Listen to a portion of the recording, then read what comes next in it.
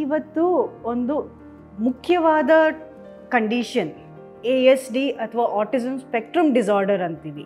ಇದು ಏನು? ಯಾಕಂದರೆ ತುಂಬ ಜನಕ್ಕೆ ಇದ್ರ ಬಗ್ಗೆ ತಿಳುವಳಿಕೆ ಇಲ್ಲ. ನಮಸ್ಕಾರ, ವಿಜಯ್ ಕರ್ನಾಟಕ ವೀಕ್ಷಕರಿಗೆಲ್ಲರಿಗೂ ನಮಸ್ಕಾರ. ನಾನು doctor Gauri Chintalapalli, child development physician Aster CMI ಹಾಸ್ಪಿಟಲಲ್ಲಿ. ಸೊ ಇದು ಸ್ಪೆಕ್ಟ್ರಮ್ ಅಂತ ಅಂತೀವಿ. ಯಾಕೆ ಅಂದರೆ ಇದು ತುಂಬ ಬ್ರಾಡು. ಒಂದೊಂದು ಮಗುನೂ ಇದರಲ್ಲಿ ಒಂದೊಂದು ಥರ ಡಿಫ್ರೆಂಟಾಗಿ ಇರೋ ಸಾಧ್ಯತೆ ಇರುತ್ತೆ. ಬಟ್ ಬೇಸಿಕ್ ಏನು ಇದರಲ್ಲಿ ಸೋಷಿಯಲ್ ಕಮ್ಯುನಿಕೇಷನ್ ಡಿಲೇ ಅಂತೀವಿ.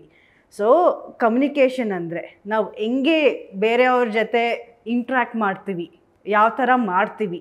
ಸೊ ಇದರಲ್ಲಿ ಒಂದು ಮಾತಲ್ಲಿ ಒಂಥರ ಇಂಟ್ರ್ಯಾಕ್ಟ್ ಮಾಡ್ತೀವಿ. ಆ ಮಾತಲ್ಲೂ ಯಾವ ಟೋನ್ ಯೂಸ್ ಮಾಡ್ತೀವಿ, ಯಾವ ಥರ ಒಂದೇ ಸೆಂಟೆನ್ಸ್ನ ಬೇರೆ ಬೇರೆ ಥರ ಬಳಸ್ಬೋದು, ಬಟ್ ಅದರ ಅರ್ಥ ಯಾವ ಥರ. ಆಮೇಲೆ ನಾನ್ ವರ್ಬಲ್ ಅಂತೀವಿ. ಸೊ ಎಷ್ಟೊಂದು ನಾವು ಸುಮ್ಮನೆ ಒಂದು ಥರ ಒಂದು ಲುಕ್ ಕೊಟ್ಟಿದ ತಕ್ಷಣ ಮಕ್ಳಿಗೆ ಅರ್ಥ ಆಗುತ್ತೆ, ಅವ್ರಿಗೆ ಇಷ್ಟ ಆಗಲಿಲ್ಲ ನಾವು ಮಾಡಿದ್ದು, ಸುಮ್ಮನೆ ಇರಬೇಕು ಅಂತ. ಸೊ ನಾನ್ ವರ್ಬಲ್ ಕಮ್ಯುನಿಕೇಷನ್ ಅಂತೀವಿ. ಸೊ ಸ್ಪೀಚ್ ಲ್ಯಾಂಗ್ವೇಜ್ ಅಂದರೆ ಬರೀ ಮಾತು ಬರೋದಲ್ಲ, ಯಾವ ಥರ ಯೂಸ್ ಮಾಡ್ತೀವಿ, ಯಾವ ಥರ ಅರ್ಥ ಮಾಡ್ಕೊತೀವಿ, ನಾವು ಏನು ಕನ್ವೆ ಮಾಡಬೇಕು ಅಂತ ಅನಿಸುತ್ತೋ ಅದು ಕರೆಕ್ಟಾಗಿ ಅವ್ರಿಗೆ ಕನ್ವೆ ಮಾಡ್ತಾ ಇದ್ದೀವೋ ಇಲ್ಲ.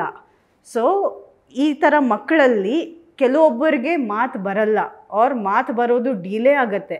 ಕೆಲವೊಬ್ಬರು ವರ್ಬಲ್ ಇರ್ತಾರೆ, ಮಾತು ಬರುತ್ತೆ ಬಟ್ ಅದು ಎಕ್ಸಾಕ್ಟಾಗಿ ಎಫೆಕ್ಟಿವ್ ಆಗಿ ಯೂಸ್ ಮಾಡಲ್ಲ. ಮೊನ್ನೆನೇ ರೀಸೆಂಟಾಗಿ ಒಬ್ಬರು ತಂದೆ ಬಂದು ಹೇಳಿದ್ರು, ಏನೋ ನಾರ್ತ್ ಕರ್ನಾಟಕಲ್ಲಿ ಇರೋದಿವರು. ಸೊ ಹೇಳ್ತಾರೆ, ಅವ್ನು ಬಂದುಬಿಟ್ಟು ಇಂಗ್ಲೀಷಲ್ಲಿ ಮಾತಾಡ್ತಾನೆ, ಆ ಇಂಗ್ಲೀಷ್ ಇಟ್ಕೊಂಡು ನಾವೇನು ಮಾಡೋದು ಅಂತ. ಯಾವುದೋ ಎಲ್ಲೋ ನೋಡಿ ಪಿಕಪ್ ಮಾಡಿದ್ದಾರೆ, ಬಟ್ ಆ ಸಿಚುವೇಶನ್ಗೆ ಅದು ಅವನು ಏನು ಹೇಳಬೇಕು ಅಂತ ಬೇರೆಯವ್ರಿಗೆ ಅರ್ಥ ಆಗ್ತಾ ಇಲ್ಲ, ಅವ್ರು ಹೇಳೋದು ಇನ್ಗೆ ಅರ್ಥ ಆಗ್ತಾ ಇಲ್ಲ. ಸೊ ಅದು ಎಫೆಕ್ಟಿವ್ ಕಮ್ಯುನಿಕೇಷನ್ ಅಲ್ಲ. ಅವನಿಗೆ ಭಾಷೆ ಬಂದರೂ it is not effective, is not able to convey. ಏನು ಬೇಕೋ ಆ ಮೀನಿಂಗು ಅದನ್ನು ಕನ್ವೆ ಮಾಡೋಕ್ಕಾಗ್ತಾಯಿಲ್ಲ. ಸೋಷಿಯಲ್, ಇವಾಗ ಮಕ್ಕಳ ನೋಡ್ತೀವಿ, ಕರೆದ್ರೆ ಈ ಥರ ತಿರುಗಿ ನೋಡ್ತಾರೆ, ಏನಾದರೂ ಮಾತಾಡ್ತಾ ಇದ್ದರೆ ಮುಖ ನೋಡ್ತಾರೆ, ಐ ಕಾಂಟ್ಯಾಕ್ಟ್ ಅಂತೀವಿ. ಸೊ ಈ ಥರ ಮಕ್ಕಳಲ್ಲಿ ಎಷ್ಟೇ ನಾವು ಕರೆದ್ರೂ ಅವರು ರೆಸ್ಪಾಂಡ್ ಮಾಡ್ತಾ ಇಲ್ಲ, ಸೋಷಿಯಲ್ ಕನೆಕ್ಟ್ ಇಲ್ಲ. ಸೊ ಒಂದು ಈ ಥರ ಮಕ್ಕಳು ತಾನು ಲೋಕದಲ್ಲಿ ಇರೋಕ್ಕೆ ಪ್ರಿಫರ್ ಮಾಡ್ತಾರೆ. ಸೊ ಎಷ್ಟೇ ಜನ ಇದ್ರೂ ಅವ್ರಿಗೇನು ಬೇಕೋ ಅವ್ರು ಹೋಗೋದು ಮಾಡ್ತಾ ಇರ್ತಾರೆ. ನೀವು ಎಷ್ಟೇ ಕರೀರಿ, ಏನೇ ಮಾಡಿದ್ರಿ ಅದು ರೆಸ್ಪಾನ್ಸ್ ಇರಲ್ಲ. ಸೊ ಈ ಸೋಷಿಯಲ್ ಕನೆಕ್ಟೆಡ್ನೆಸ್ ಬರಲ್ಲ. ಆಮೇಲೆ ಕೆಲವೊಂದು ಥರ ವ್ಯವಹಾರಗಳು, ಬಿಹೇವಿಯರ್ಸ್, ಸೊ ಅವ್ರಿಗೆ ಏನೋ ಒಂದು ಅದೇ ಥರ ಬೇಕು ಅಂತಾರೆ, ರಿಜಿಡ್ಡು. ಸೊ ಹಠ ಅಂತೀವಿ, ನನಗಿದೇ ಬೇಕು, ಹಿಂಗೆ ಬೇಕು ಅಂತ. ಸೊ ಏನೋ ಒಂದು ಲೈನಾಗಿ ಜೋಡಿಸೋದು, ಒಂದು ಆರ್ಡರಲ್ಲಿ ಜೋಡಿಸೋದು, ಅದೇ ಥರ ಬೇಕು ಅನ್ನೋದು. ಸ್ವಲ್ಪ ನೀವು ಚೇಂಜ್ ಮಾಡಿದ್ರೂ ಒಪ್ಪಲ್ಲ. ಸೊ ಆ ಥರ ಇರ್ಬೋದು. ಕೆಲವೊಂದು ರಿಪೀಟೆಡ್ ಆ್ಯಕ್ಷನ್ಸ್. ಸೊ ಎಷ್ಟೊಂದು ಜನ ಮಕ್ಕಳು ಎಕ್ಸೈಟ್ ಆದಾಗ ಈ ಥರ ಹ್ಯಾಂಡ್ ಫ್ಲಾಪ್ ಮಾಡ್ತಾರೆ, ಕಣ್ಮುಂದೆ ಈ ಥರ ವೇವ್ ಮಾಡ್ತಾರೆ. ಅಥವಾ ಏನು ಸೆನ್ಸಿಟಿವಿಟೀಸ್ ಅಂತೀವಿ, ಸೆನ್ಸರಿ ಅಂತ.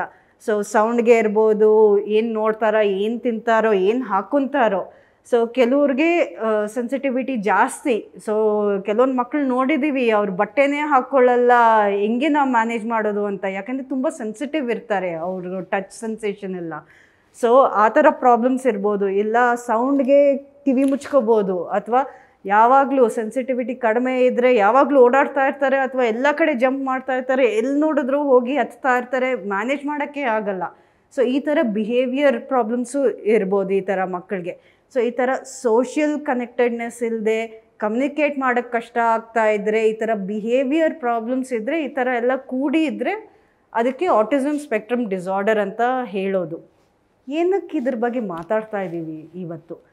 ಯಾಕಂದರೆ ಇದರದ್ದು ಇನ್ಸಿಡೆನ್ಸ್ ತುಂಬ ವೇಗವಾಗಿ ಇನ್ಕ್ರೀಸ್ ಆಗ್ತಾ ಇದೆ. ಇದು 2000 ವರ್ಷದಲ್ಲಿ ನೋಡಿದ್ರೆ 100 ಜನದಲ್ಲಿ ಒಬ್ಬರಿರ್ಬೋದು ಆಟಿಸಮ್ಮು. ಇವತ್ತು ನೋಡಿದ್ರೆ 36 ಮಕ್ಕಳಲ್ಲಿ ಒಂದು ಮಗುಗೆ ಈ ಥರ ಪ್ರಾಬ್ಲಮ್ ಇದೆ. ಸೊ ತುಂಬ ಜಾಸ್ತಿ ರೈಸ್ ಆಗ್ತಾ ಇದೆ. ಆಮೇಲೆ ಇನ್ನೊಂದೇನು ಅಂದರೆ, ಈ ಮಕ್ಕಳು 1 ವರ್ಷ 2 ವರ್ಷದಲ್ಲೆಲ್ಲ ಈ ಥರದ್ದು ಗಮನಿಸಿ ನಾವು ಪಿಕಪ್ ಮಾಡ್ಬೋದು. ಆ ವಯಸ್ಸಲ್ಲಿ ಅವರು ಮೆದುಳು, ಅವರು ನರ್ವ್ಸು ತುಂಬ ಫಾಸ್ಟಾಗಿ ಬೆಳೀತಾ ಇದೆ, ಇನ್ನೂ ಕನೆಕ್ಷನ್ಸ್ ಫಾರ್ಮ್ ಆಗ್ತಾ ಇದೆ. ಸೊ ಇದನ್ನು ನಾವು ಬೇಗ ಗುರುತಿಸಿ ಅದಕ್ಕೆ ತಕ್ಕಂತೆ ಪರಿಹಾರ ಕೊಟ್ಟರೆ, ಥೆರಪೀಸ್ ಕೊಟ್ಟರೆ ಎಷ್ಟೋ ಈ ಮಕ್ಕಳು ಇಂಪ್ರೂವ್ ಆಗ್ಬೋದು.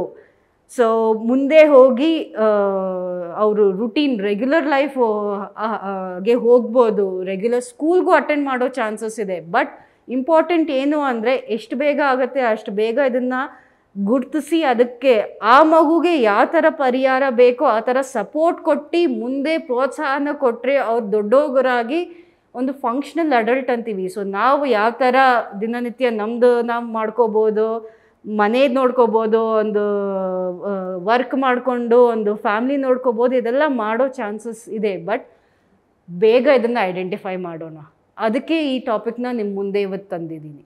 Thank you. ನಮಸ್ಕಾರ.